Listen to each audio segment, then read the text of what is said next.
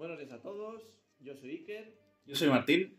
Y bueno, antes se llamaba Los Debates de Iker y Martín, pero bueno, hoy no hemos pensado Martín y yo creo que el nombre de Los Ilustrados mola más, ¿a que sí? Sí, yo creo que es un nombre más dinámico. Más dinámico y aparte que es original.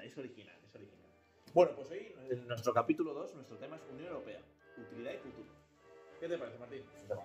Bueno, pues es un tema interesantísimo en la medida en que la Unión Europea es algo que es muy actual, es un tema yo creo que muy importante para nuestro país, para todos los ciudadanos, por ende, de nuestro país.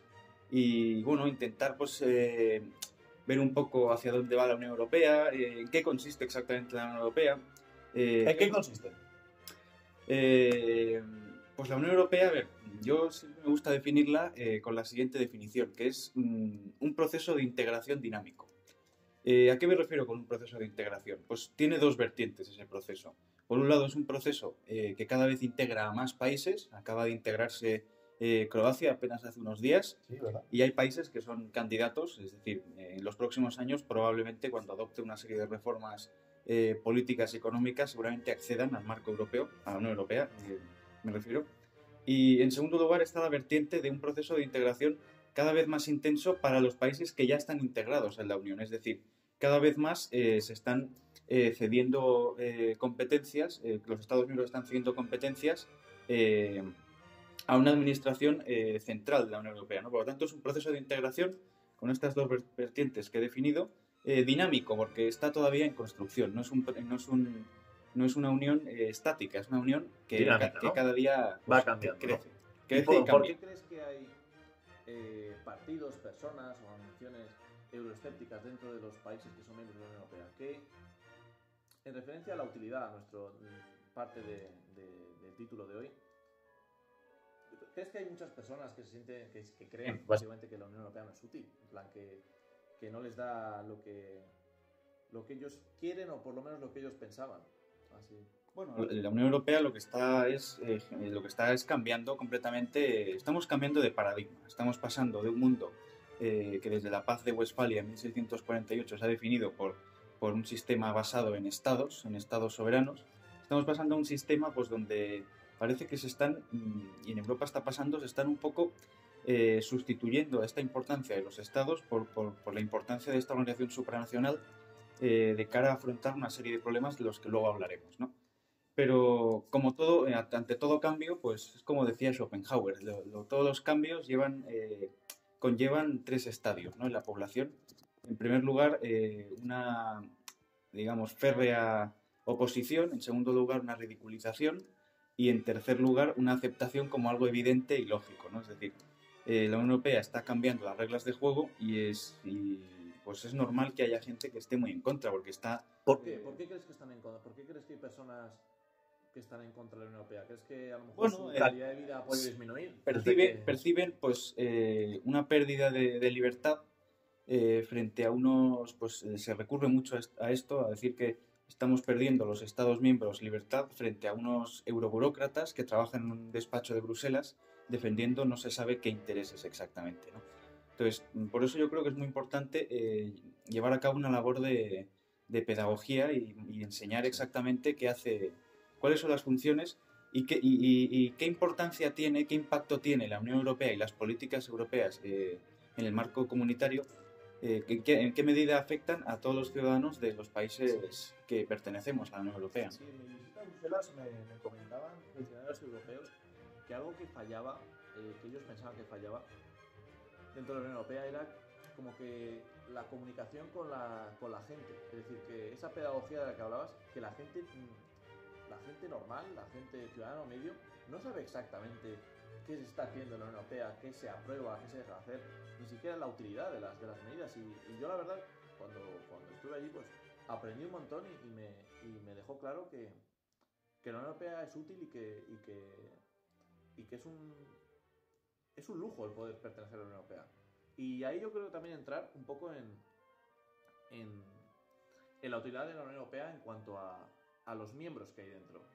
Es decir, ha habido miembros que se han ido, por ejemplo Reino Unido con el Brexit, luego miembros más díscolos como Hungría, que parece que está en contra de todo. Claro, cuando tú pones ahí sistemas para cosas importantes por unanimidad, pues ya ya parece que no funciona. Aparte, te quería preguntar a ti, ¿para ti qué es Europa? ¿Para ti qué es la Unión Europea? ¿Qué cuenta como Europa para ti? O sea, Yo creo que la Unión Europea, el proyecto europeo, como se denomina muchas veces, radica en una necesidad. Una necesidad de un conjunto de países de dimensiones pequeñas, con una demografía decreciente y que cada vez se ven más arrastrados por las economías emergentes. Hablo de China, hablo de la India, hablo de las economías emergentes de Brasil, de México. Las próximas grandes economías pueden estar en África, en el sudeste asiático.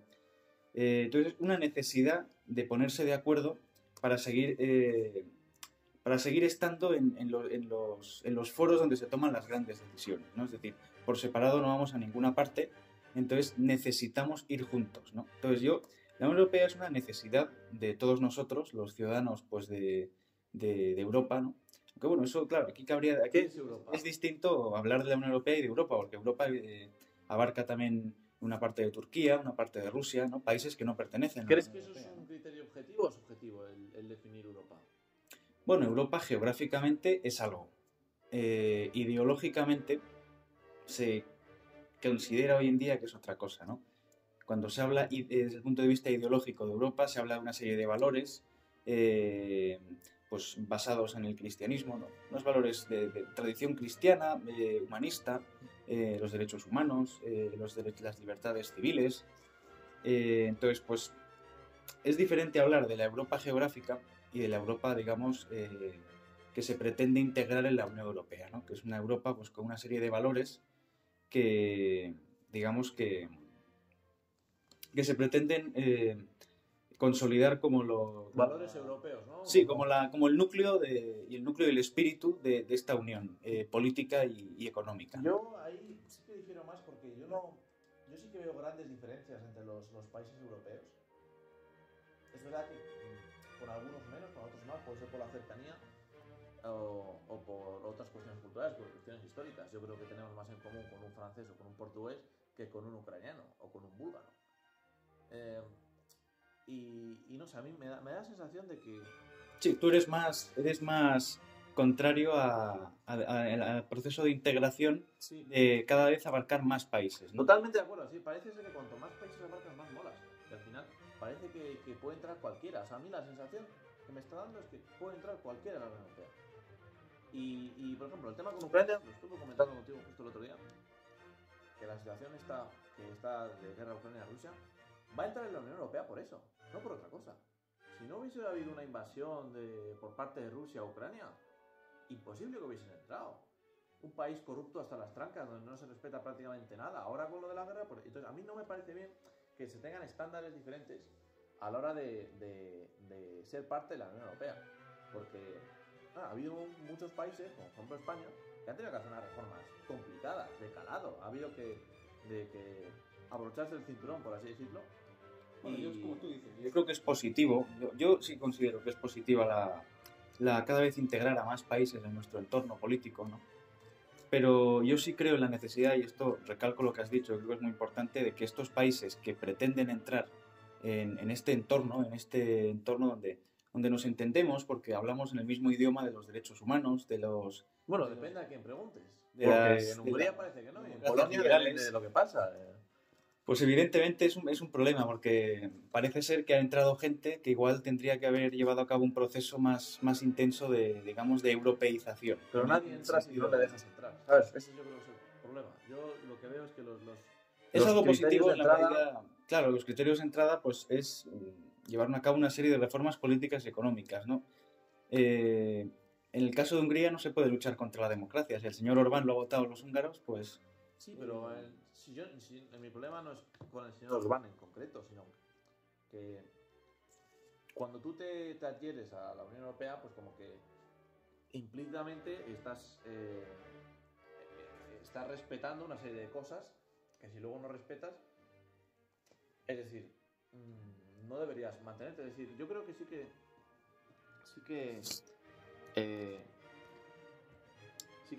se deben, los criterios se deben tener en cuenta, Pero se debe tener en cuenta también la realización sobre ello. Es decir, una cosa es que entres y otra cosa es que luego hagas lo que te dé la gana después de entrar. Y eso no puede ser. Es decir, yo creo que igual que la gente puede entrar, yo creo que la gente debería poder, los países deberían poder salir. Se tienen que asegurar, y yo creo que eso es importante, se tienen que asegurar una serie de mecanismos para evitar que un Estado que esté integrado en la Unión Europea se beneficie de los fondos. Por ejemplo, ahora estamos hablando de los fondos COVID de recuperación. Un país se esté beneficiando de los fondos COVID a la vez que critica a la Unión Europea y no sigue sus directrices, ¿no? Ni respeta el Estado de Derecho, como el caso de Hungría, ¿no? Entonces... ¿Y por qué la gente se va? ¿Por qué Reino Unido se ha ido de la Unión Europea? Bueno, si es tan buena la Unión Europea, ¿por qué se ha ido Reino Unido? Reino Unido es un caso, pues, que yo creo, sinceramente, yo creo que lo lamentará en los próximos años, porque Reino Unido es un país con una mentalidad... en política exterior es muy importante la mentalidad de los países y cómo piensan sus clases políticas, ¿no? Entonces, la clase política de Reino Unido todavía está anclada en el siglo XX, ¿no? Todavía piensa en el imperio, todavía cree que la mancomunidad de naciones es el imperio. Y la mancomunidad de naciones, pues, son simplemente una serie de países. Pasado, por así decirlo. Son vestigios de un pasado imperial que ya no tienen ningún... Es cierto que existen tratados de preferencia económica y así tratados comerciales preferentes para Gran Bretaña con estos países, pero no deja de ser un vestigio con más valor simbólico que otra cosa en el caso de la Commonwealth, me refiero, ¿no? Entonces, este sentimiento le ha llevado a tomar decisiones, yo creo, pues erróneas, entre ellas abandonar... ¿Quién pierde más, Reino Unido o la Unión Europea con el Brexit? Yo creo que perdemos todos, ¿no? Porque al final Reino Unido era un actor importante dentro de la Unión Europea, ¿no? Entonces, que se vaya resta, digamos, relevancia al proyecto integrador, ¿no? Pero también a Reino Unido le perjudicará y lo está viendo ya, ¿no? Es decir, al final el mecanismo europeo le confiere una serie de ventajas de estabilidad, en preferencia comercial y tal, que no le pueden ofrecer ni le van a ofrecer otras naciones, como hablo de Estados Unidos, ¿no? También el señor Johnson pensaba que iba a ser una relación muy fluida con Estados Unidos y ya ha visto que no, que Estados Unidos está para otra cosa, ¿no? Entonces, nos va a perjudicar a nosotros, pero les va a perjudicar también a ellos, ¿no? Entonces, es posible que en 20, 25 años vuelva a estar integrado Gran Bretaña. ¿Crees que se volverá a hacer un referéndum en Gran Bretaña? ¿Crees que la Unión Europea lo aceptaría? Hombre, eso no lo tiene que decir la Unión Europea, eso lo tendría que decir el pueblo, el Parlamento británico, ¿no? Es decir, si convoca un nuevo referéndum, ¿no? Lo veo un poco complicado, tan pronto, ¿no? Es decir, hace apenas 8 años que se hizo el anterior, entonces un país que hace referéndums cada día, pues... Pierde credibilidad, ¿no? Pierde credibilidad y yo creo que estas decisiones son decisiones pues que no se puede uno desdecir después de haber llevado a cabo el proceso de separación, ¿no? Y haber alcanzado una serie de acuerdos, ¿no? Sí. Entonces, yo voy en tu línea porque yo pienso que los dos perdemos con la salida del Reino Unido y que también es malo para el futuro, ¿no? Al final Reino Unido era uno de los países top, por así decirlo, de la Unión Europea. Y además de que tenían eran como VIP, por así decirlo, porque bueno, seguían teniendo su libra, tal, no sé qué, porque les interesaba, no por otra cosa. Yo creo que son unos tíos listos y históricamente creo que lo han demostrado. Durante la historia siempre han sido los amos del comercio, por así decirlo, los que mejor se han manejado con el dinero y han sabido invertirlo bien. Creo que, como bien has dicho tú, a la hora de hacer tratados comerciales con otras grandes potencias, se van a ver perjudicadas. Yo sí que creo que la relación con Estados Unidos sí que es fluida y que le interesa, pero más a Estados Unidos, porque Estados Unidos como que le tiene, en mi opinión, como de satélite. Un poco de satélite ahí en Europa. Eres independiente, pero bueno, como estás ahí solo tal, pues te llevas mejor conmigo y así pues no estás dentro de otro bloque, ¿no? Al final, si separo al bloque... Menciono otra vez la mentalidad de política exterior, ¿no? Es decir, Estados Unidos todavía está en la línea de Franklin Roosevelt atendiendo las llamadas desesperadas de Churchill cuando los alemanes bombardeaban Londres, ¿no? Y debía esconderse el primer ministro en unos sótanos debajo de Westminster, ¿no? Entonces, Estados Unidos, pues, bueno, un país que acuda a él, ¿no? Un país como Inglaterra tal, pues evidentemente le gusta sentirse necesitado, ¿no? Pero las necesidades de Estados Unidos van por otro lado y eso es un tema que trataremos en un siguiente capítulo, pero porque esto se refiere a las dinámicas globales, ¿no? Entonces, Reino Unido, fuera de la Unión Europea, es un actor muy, muy poco relevante a nivel global. Y eso es una verdad que cuesta mucho aceptar en Londres y que no cuesta tanto aceptar en Bruselas, donde pues eso es algo que nos debe hacer sentir optimistas, ¿no? En cuanto a la Unión Europea y su peso en el mundo actualmente. Sí, yo sí que estoy de acuerdo contigo, pero no a tal grado. Yo creo que el Reino Unido todavía sigue siendo bastante poderoso, sigue teniendo un ejército bien desplegado, bien preparado, sigue teniendo buenas relaciones económicas con gente que le interesa, con antiguas colonias, que le puede seguir a mantenerse bien. Puede, puede ser interesante cómo se va a desarrollar en el futuro, pero sí que creo que la Unión Europea como bloque va a ser esencial cuando dentro de 20, 30 años la economía esté dominada prácticamente por China, por India, por estos gigantes y por a lo mejor nuevos gigantes que surjan, nuevas uniones que puedan surgir entre países árabes o países africanos, nunca se sabe. Pero sí, además yo creo que será útil a la hora de este gran pelea, este gran bloque, estos grandes bloques que hay, estos dos bloques de democracias liberales y gobiernos autócratas, el estar unidos, porque la Unión Europea compartimos sus valores de democracia, y el estar unidos en ese aspecto va a ser algo determinante, porque si vienen los gigantes, si viene China, que es una dictadura, si viene Rusia, también lo es, India más o menos, si vienen tíos grandes que, bueno, todos los países árabes, pues en la práctica lo son. Y se viene ese conflicto de modelos que es muy peligroso, porque al final yo creo que mucha gente que es euroescéptica es porque han perdido calidad de vida debido a las crisis financieras, a los problemas globales. El globalismo trae riqueza, pero también hace que los problemas sean globales. Si le ocurre a un país, pues también te lo comes tú. Igual que las expansiones económicas. Y sí que pienso que mucha gente mira con recelo el modelo chino. El modelo chino porque gente que aceptan, por así decirlo, en China, una dictadura, aceptan no tener una serie de tal, mientras el Estado les garantiza una prosperidad económica, por lo menos un crecimiento económico absolutamente exponencial, sobre todo en los últimos años, y el gran desarrollo de la clase media que ha habido en China. Si la gente en China, yo creo que piensa, bueno, no puedo hacer todo lo que quiera, pero cada vez tengo más pasta o mejor calidad de vida. Y yo creo que en Europa, gente que está descontenta con el modelo europeo lo ve al revés. Ve que sí, cada vez tiene a lo mejor más libertades o más derechos, más lo que quieras, pero cada vez tienen peor calidad de vida. ¿Cómo ves tú ese modelo de futuro si puede confrontar con el otro? En Europa, por desgracia, es un proyecto ilusionante, un proyecto... hemos comprendido la necesidad que tenemos, ¿no? de unirnos, ¿no? En buena medida. Pero yo creo que en Europa estamos en una profunda oscuridad e indefinición que como no solventemos dentro de poco nos van a literalmente a comer. Nos van a comer los grandes... Somos un pez pues mediano en un entorno donde cada vez hay más ballenas, ¿no? Sí. Entonces, hay que decir cosas pues positivas, ¿no? Es un mecanismo de la Unión Europea muy útil para tratar cuestiones pues de calado global, ¿no? De alcance global. Estoy hablando pues de la amenaza rusa actualmente, ¿no? Es mejor ir unidos que ir por cada uno por su lado, ¿no?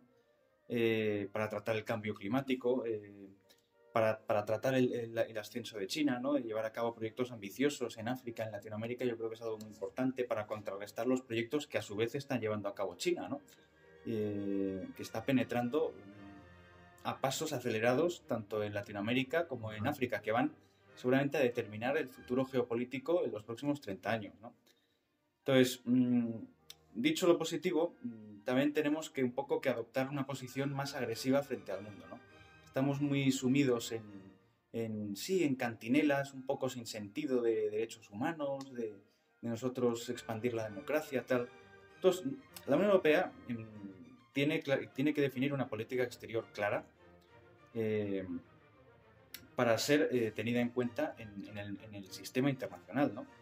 Y con ello me refiero a adoptar una posición, digamos, de realismo político. Nosotros somos una potencia, porque en conjunto somos una potencia económica, no militar. Y eso, las carencias que tenemos en materia de defensa, las ha dejado en evidencia la guerra de Ucrania, ¿no? Pero sí somos una potencia económica y todavía somos muy importantes a nivel internacional, ¿no? El euro es la segunda moneda actualmente más importante, ¿no? De hecho, hay una historia que me gustaría contarla, ¿no? Del avance del euro, ¿no? Es decir, en el año 2003 hay una historia que contó un periodista americano y tal, que cuenta que la invasión americana de Irak se llevó a cabo en buena medida porque Saddam Hussein pretendía cambiar del dólar al euro para vender petróleo, ¿no? Lo cual iba a dejar al dólar seguramente pues muy tocado, ¿no? En los mercados internacionales. Con ello quiero decir que la Unión Europea estamos llevando a cabo políticas positivas que realmente nos hacen a Europa mantenernos en la cúspide, digamos, del poder internacional, en materia económica, ¿no? Tendríamos que definirnos un poco mejor en materia exterior. ¿Cómo defines en materia exterior? Porque yo estaba el otro día investigando sobre ello y claro, al final, si en el caso has dicho que hay que tener una política exterior más clara, más firme, pongamos un ejército europeo, que esta idea se ha comentado muchas veces y hay países que la apoyan, países que no, dentro de la Unión Europea. Claro, ¿quién cede las tropas? ¿Quién controla las tropas? Al final, yo no creo que sea una cuestión tanto de... Entiendo lo que dices. Yo no creo que sea una cuestión tanto de ponerse de acuerdo para montar un ejército europeo, sino de identificar las amenazas, ¿no? Porque en Polonia, por ejemplo, voy a poner un ejemplo para que lo entendamos, para que lo veamos claro, ¿no? Y a lo que me refiero, para entenderlo a lo que me refiero. En Polonia, la amenaza de Marruecos, la inmigración del Sahel, el terrorismo que hay en el Sahel, la criminalidad que hay y que nos va a afectar directamente debido a la inmigración masiva, irregular, a más factores, ¿no? Es decir, a la inestabilidad de los países del norte de África. En Polonia eso no lo perciben. En Polonia están preocupados de Rusia. En cambio, en España percibimos más directamente esas amenazas y no percibimos tan directamente la amenaza rusa, ¿no? ¿Son amenazas europeas? Son amenazas para el conjunto de nosotros. Lo que pasa es que el hecho de no tener una política exterior común, el hecho de que haya 27 embajadores en Rusia y no uno, el hecho de que haya 27 embajadores en Marruecos y no uno, dificulta mucho la acción conjunta de todos nosotros, ¿no? Pero, por ejemplo, a lo mejor hay países dentro de la Unión Europea que tienen diferentes intereses. Por ejemplo, Hungría está comprando petróleo a Rusia. No pasa nada. Italia hasta hace poco intentó comprar el petróleo. Bueno, pues eso es... Muchos países están comprando el petróleo a Rusia. Esos países están socavando la unidad de todos nosotros y la estabilidad de este proyecto. Claro, entonces... Porque yendo contra una política exterior que se intentan definir políticas comunes, pero cuesta por la regla de la unanimidad, que luego hablaremos porque es algo que yo creo que debe eliminarse cuanto antes en las cuestiones importantes, esenciales, ¿no? Política exterior es una de ellas. Yo creo que debido a ese mecanismo pues nos cuesta mucho ponernos de acuerdo en cosas básicas como definirnos ante una agresión a un país que es vecino nuestro. Tenemos frontera directa con él. Entonces, es algo en lo que debemos seguir avanzando y llevar a cabo pues, cambios estructurales en la toma de decisiones, ¿no? ¿Crees que naciones que históricamente han estado enfrentadas, históricamente han estado en guerra prácticamente permanentemente a lo largo de la historia, si no por una con la otra, se pueden poner de acuerdo para cumplir esta serie de objetivos en materia de política exterior, en materia de derechos humanos, en cualquier materia? Es decir, ¿quién? O sea, al final, no sé si me entiendes, pero al final estás teniendo poder. Si hay un ejército europeo, alguien va a controlar mis tropas. No, yo no voy a poder controlar mis tropas. Si hay cualquier cosa europea, es decir, que tenga que ceder mi soberanía sobre ello, yo pierdo un control sobre ello. Y a lo mejor, al perder ese control sobre ello, no puedo cumplir mis intereses propios como país.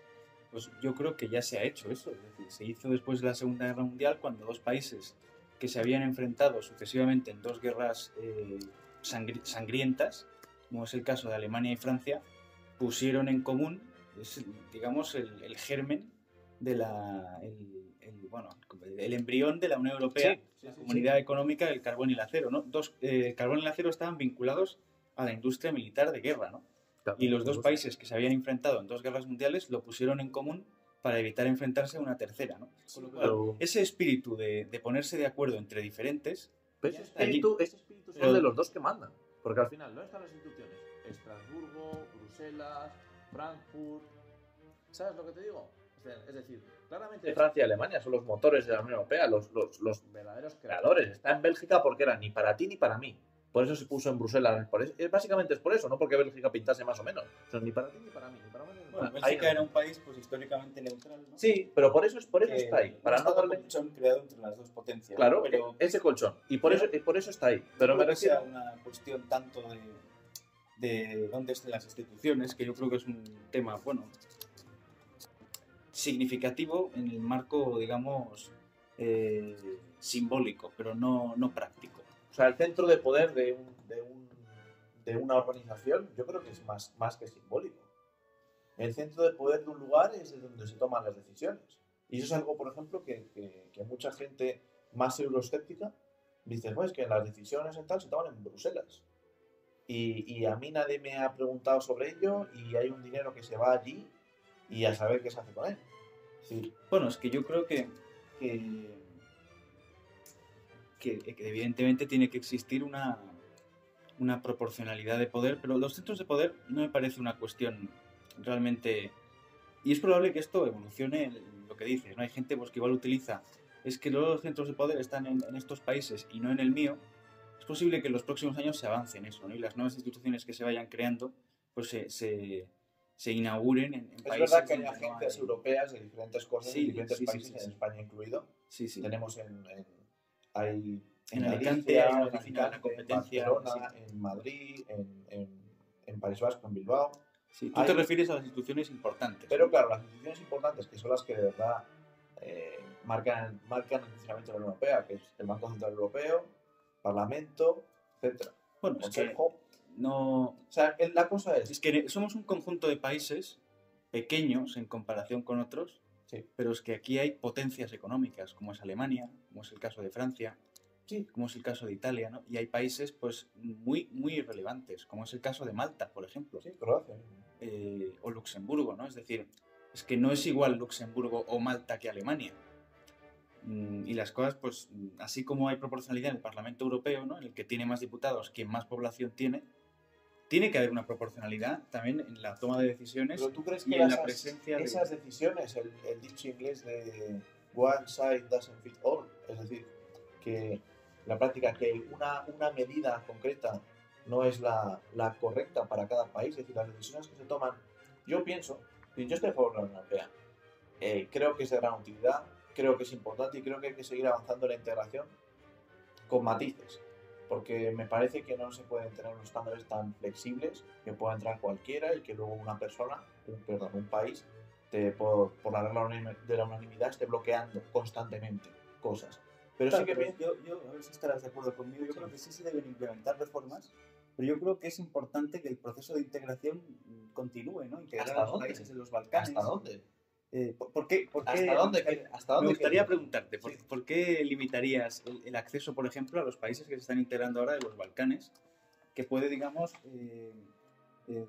pues nos hace competitivos al final, porque son países que van a realizar tratos con nosotros y con nuestras empresas van a poder ir allí con muchas más preferencias que... Sí, pero va a haber que hacer probablemente un montón de inversiones que luego no se sabe si van a ser rentables, ¿no? O no, en el futuro, eso lo dirá el futuro. O sea, yo sí que soy más cuidadoso con a quién considero parte de la Unión Europea. Para mí, la relación entre los distintos países se basa en cuestiones de cercanía y relaciones históricas, y que hayan marcado de verdad el sentido de Europa. Para mí, ¿qué quieres que te diga? Croacia, Polonia, no ha marcado el sentido de Europa. Para mí hay una Europa del Este y una Europa del Oeste, por así decirlo. Para mí sí hay una Europa del Este y una Europa del Oeste. Para mí hay una serie de naciones pues que derivan, por así decirlo, del Imperio Romano, que sus lenguas son derivadas del latín y que tienen una serie de costumbres o que, de cierta manera, igual que me parece que hay una Europa del Norte. Otra cosa es que podamos compartir cosas más o menos, pero sí que la hay. Pero bueno, te puedes ir a otro país como Japón y Japón tendrá unas culturas muy diferentes, pero el sistema económico es calcado al europeo. Es decir, que yo creo que sí que hay matices. Lo que yo considero es que la Unión Europea, al final, para que fuese un proyecto que, por lo menos que yo estuviese más contento, yo sí creo que al final vamos a acabar siendo unos Estados Unidos de Europa. Porque no creo que ningún país quiera ceder su identidad, eso es lo primero, ni toda su soberanía. Es decir, está claro que algo habrá que ceder, pero no puedes dejar, España no puede... Pero no se trata de perder tu... Se Sí, trata de crear pero una puede soberanía común. puede ser totalmente centralista y que esté la capital en Bruselas y que todos hablemos inglés. Claro, pero eso son temas que no se debe, digamos, homogeneizar a la fuerza Por supuesto que no. los Estados miembros, ¿no? Pero yo sí creo en que... y tampoco estoy de acuerdo con eso, ¿no? De que ahora de repente, pues, un idioma pues acabe con todos los demás idiomas de los estados, ¿no? Yo sí creo que hay que preservar, digamos, las raíces históricas de los países, pero yo sí creo que se debe avanzar en este proceso por el bien de todos, ¿no? Entonces, a veces pues se tienen que realizar renuncias, ¿no? Y quizá pues ceder cierta parte de tu soberanía pues es realizar renuncias importantes, ¿no? A tu poder de decisión sobre tu propio país. ¿Crees un ejército europeo? ¿Cederías el control del ejército? Yo creo que sí se debe diseñar una política de defensa a nivel europeo. Si eso conlleva... ¿Un Europol? Eso ya existe. Eso ya existe, pero una política de defensa me refiero a... Yo sí creo que hay que diseñar un programa ¿no? militar europeo. Sí. O sea, habría que intentar convencer a los polacos que es su problema la inmigración en Marruecos, el terrorismo yihadista, y habría que convencer a los españoles que es nuestro problema la invasión de Tenemos que tener conciencia de que somos un conjunto de países al que rodean una serie de problemas. Nuestros problemas son los de nuestros socios, por así decirlo. Socios o compañeros de camino, como lo quieras llamar. Pero sí, hay una serie de problemas a nivel global que nos azotan y yo creo que debemos tratarlos en conjunto. Es la única forma de tratarlos. No podemos ir solos ya. Ya no somos imperios coloniales que tenemos capacidad de asegurarnos una serie de recursos en el exterior. Somos países pues, que hemos perdido en nuestros imperios. Cada vez somos menos competitivos en términos económicos y que bueno, con una población envejecida. ¿Cómo solucionamos porque claro, el futuro de Europa pasa por su gente, por su población? ¿Cómo aseguramos un buen futuro de la Unión Europea? Yo, desde mi punto de vista, creo que se hace mal en esta llamada de una inmigración masiva, que parece que vamos a necesitar aquí que venga todo el mundo a trabajar y a pagar nuestras pensiones, que luego, claro, vienen y luego trabajar y pagar pensiones, pues tampoco lo veo mucho. Y luego lo de esto de también como medio obligar a la gente a tener 12 hijos. La gente que quiera tener hijos que los tenga y que no. Yo sí que apuesto por una gran digitalización absoluta. En Japón hay hospitales donde hay una cantidad de robots. ¿Y qué significa eso? Que habrá menos necesidad de puestos de trabajo. No hace falta que haya más puestos de trabajo. Lo que hace falta es que sus puestos de trabajo se vayan desapareciendo y los vayan supliendo máquinas, programas informáticos, inteligencia artificial, porque la población cada vez va a ser menos. No creo, y creo que es peor. Primero porque cuando se abren las puertas y llega una gran inmigración, aunque sea legal, digamos que es legal, esa gente va a coger los costumbres y valores de no tener 12 hijos como en su país. Entonces va a ser simplemente alimentar la pirámide. Y aquí ya entraríamos en aspectos controvertidos. Pero en aspectos que determinan el futuro de la Unión Europea, porque es verdad que los países necesitan una población, un crecimiento poblacional, y es un activo importante. Es un activo esencial para el crecimiento económico de cualquier nación. O sea, en términos estratégicos, siendo políticamente incorrectos en este sentido, es algo negativo a largo plazo el hecho de que se esté supliendo esa falta de natalidad con inmigración de países con unas costumbres sociales y culturales tan distintas a las nuestras. ¿Pone en juego los futuros los valores europeos? Pone en juego, no sé si los valores europeos, pero desde luego la estabilidad de nuestras sociedades. Estamos creando sociedades interculturales, no multiculturales. No se está creando aquí una cultura. Esto no es Manhattan. Aquí lo que estamos creando es ciudades donde hay barrios marginales, donde viven un determinado tipo de inmigrantes, otros barrios donde viven otro tipo de determinado de inmigrantes. ¿Puede desaparecer la identidad de las naciones debido a esto? Puede poner en serios problemas a la estabilidad de nuestra sociedad. Hablo de España, hablo de otros países, también hablo de Bélgica o de Francia. Puede poner en juego nuestra supervivencia cultural, social y un poco de pues, crear aquí un batiburrillo de no se sabe qué cultura, qué valores, qué tal, que pueda socavar los propios valores de la Unión Europea, que son el respeto por las tradiciones, el respeto a la historia, todo esto, el respeto por unas libertades pues, civiles, pues, democracias liberales, constitucionales. Bueno, si viene mucha gente de otra cultura, está acostumbrada a otro tipo de organización social, pues puede poner en duda en un futuro la supervivencia de nuestro sistema, ¿no? Sí, yo creo Y ahí, en este sentido, me gustaría preguntarte sobre qué retos crees que tiene que afrontar, sobre todo en materia de la energía, en materia también de esto, de la inmigración, cómo afrontar, por ejemplo, la crisis migratoria que se está dando en Ceuta y Melilla, dos ciudades que tenemos que decir que son europeas, porque son fronteras europeas. Dos ciudades que son europeas y cada vez parecen menos europeas, desgraciadamente.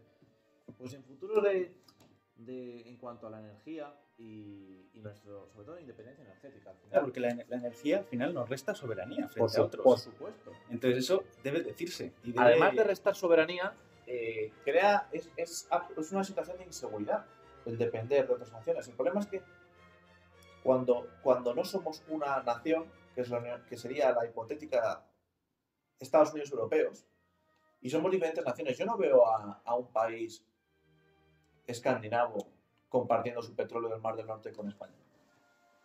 Yo no lo veo. Si tuviésemos una política común, pues es verdad que lo podemos decir. Entre todos decimos, oye, no compramos a los rusos. Pero bueno, Hungría ya está comprando y muchos están comprando, pero no sale sobre el papel. Eso está claro. Pero claro, al final se llega a la base de todo, ¿no? Nadie quiere compartir lo suyo. Porque compartir significa que tienes menos para ti. La cosa es, si todos los estados de la Unión Europea pusiesen las miras más hacia el largo plazo, más hacia la continuidad, a lo mejor de ahí se podría sacar algo. Pero yo no veo a un país compartiendo recursos vitales, recursos necesarios, recursos estratégicos con los demás países, por ser de la Unión Europea. Es verdad que a lo mejor sí que se puede establecer, porque todos los países tienen o recursos o condiciones diferentes a los demás que les ponen una situación de ventaja. Por lo menos en la Unión Europea. España a lo mejor no tiene petróleo, pero tiene una posibilidad absolutamente estratégica para el continente africano. Los ingleses tienen Gibraltar y lo han mantenido ahí por eso, prácticamente, no por otra cosa. Es verdad que en el Mar del Norte pues hay un montón de petróleo, pero bueno, en los países del sur producimos cultivos. No se comen las ruedas de los coches de Alemania. Pero yo creo que es negativo seguir pensando. Los próximos 50 años la energía no va a provenir de los combustibles fósiles. Entonces, fijarse demasiado en los combustibles fósiles, yo creo que la independencia energética la debemos conseguir con las energías renovables. Sí, es un método para no depender de los países árabes, pero los países árabes van a tener su propio petróleo. Que la Unión Europea no quiera comprar petróleo, pues será una gran pérdida para su mercado. Por ejemplo, un país como Noruega, yo no creo que ellos vayan a dejar de usar su petróleo. Puede que a lo mejor necesiten más energía. Pero el combustible es finito. Claro, es finito, pero hasta que se acabe ellos lo van a usar, por mucho que se pongan vetos y tal. España sí que, o sea, los países más partidarios al final de promover estas energías renovables y los países que tienen empresas muy potentes como España, tiene Iberdrola, hay un montón que son élites, que tienen instalaciones de distinto tipo, térmica, eólica, tienen de todo. Claro, son los países que no tienen los combustibles fósiles y que les cuesta mucho dinero comprar los combustibles, que no son independientes porque dependen de los demás. Esos son los países que van a liderar el cambio climático. La cosa es el cambio del modelo energético. La cosa es que el cambio climático es un problema global y ya ni siquiera depende de la Unión Europea. Entonces, si la Unión Europea no marca un paso en una política común, no va a poder decir a las demás naciones del mundo, del globo, que se pongan las pilas en esa materia. Es decir, yo creo que la utilidad y el futuro de la Unión Europea va a pasar por esos problemas que, aunque no los queramos, los tenemos conjuntos. Son problemas que afectan a todos. El terrorismo yihadista no solo afecta a España, afecta a Alemania, afecta a Francia, y un yihadista, como cualquier organización terrorista, puede poner una bomba en cualquier lado. ¿Cómo relacionarías esto con un poco con el tema, que es un tema controvertido, porque hoy en día, pues claro, evidentemente hay cosas que parece que no se puedan decir, pero a veces hay que plantearlas, no desde el racismo, porque evidentemente ni Iker ni yo somos dos personas para nada racistas ni en absoluto, pero debemos plantear pues que la inmigración masiva e irregular suponga un problema, digamos, para la estabilidad de nuestra sociedad, ¿no? Entonces, ¿cómo relacionarías tú un poco estos males que acechan, ¿no? Es decir, el terrorismo del Sahel, que cada vez avanza más hacia Europa, ¿no? La inestabilidad así de los países del norte de África, ¿no? En Libia pues hay un gobiernos de taifas, está prácticamente dominado por bandas terroristas y criminales, ¿no? Marruecos, una potencia pues, que se está erigiendo en potencia regional en estos momentos, ¿no? Y que tiene intereses contrapuestos a los nuestros, ¿no? ¿Cómo relacionarías un poco todas estas materias para cerrar el tema de la inmigración y los retos que puede suponer para nuestras sociedades, que queremos integrar a estas personas que vienen a trabajar y a levantar, digamos, la economía de nuestros países, ¿no? Pero que a su vez puede infiltrar a elementos que puedan socavar, digamos, nuestra paz social, ¿no? Sí, bueno, yo soy partidario de cuanto menos dependas de los demás, mejor. Y cuando hablamos de países de inmigración, mejor. Es decir, obviamente no hay un escáner que te diga esta persona va a afiliarse a tal organización o puede poner una bomba en X años, se va a radicalizar, etc. Yo creo que si de verdad hay una voluntad de ayudar a que la gente no se vaya de sus países, sea de alguna manera u otra, tratar de poner el foco en el país, tratar de ayudarlos desde dentro. Siempre está el dilema, ¿no? Estados Unidos siempre cada 2 por 3 lo tienen porque se hay que enviar tropas a donde le da la gana. Pero decide intervenir en sitios porque considera que ese problema que se va a generar en ese país le puede repercutir a ellos mismos. Temas de terrorismo, claramente. Entonces, claro, puedes intervenir militarmente en un país, mandar soldados, tal. Yo no lo veo viable. Yo no veo viable. Yo lo que sí que veo más viable es que haya una política de migración dura en la que se establezcan criterios. Que están llevando a cabo, por ejemplo, hablo de las operaciones militares que lleva a cabo Francia en Malí, sí, por ejemplo, o en Níger. Es decir, hay países de la Unión Europea, pero no a nivel comunitario. Es decir, esos países están llevando a cabo operaciones por su propia cuenta, ¿no? Yo creo que lo que habría que hacer es realizar una política común, porque sí, yo creo que alcanzaríamos mejor nuestros objetivos, que al final son los mismos, porque asegurar la estabilidad del Sahel nos beneficia a España, pero también nos beneficia a Bélgica, y a Polonia, a Hungría, a Grecia, a Italia, a todos, ¿no? Entonces, digamos, intentar unificar políticas de defensa comunes, una política exterior común, muy orientada. Nosotros tendríamos que orientarnos mucho más hacia Latinoamérica. Es un continente con el que compartimos raíces históricas, culturales, sociales, ¿no? Entonces, yo creo que nuestra conclusión sería unificar muchas políticas, ¿no? Que llevan a cabo países y tal, y que al final son beneficiosas para todos. Sí, en conclusión, unificar las políticas que son, al final, las soluciones para problemas que tenemos todos los países o que podemos tener todos los países de la Unión Europea. Es decir, problemas globales también, porque el terrorismo no solo afecta a Europa. Es decir, hay atentados en países en Asia, de Asia Menor, y al final son las mismas organizaciones prácticamente.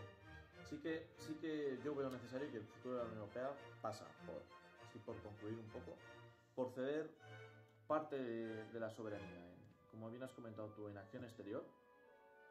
Yo sí que vería con buenos ojos un ejército europeo. Yo no temo una invasión por parte de Portugal, de Francia o de Italia, pero sí que la podría temer de países africanos. Igual que Polonia, no creo que tema una invasión de Alemania ahora mismo, pero sí que a Rusia es una amenaza real. Y sí que creo que las fronteras de la Unión Europea, creo que hay unas fronteras de la Unión Europea y creo que esas fronteras se deben defender.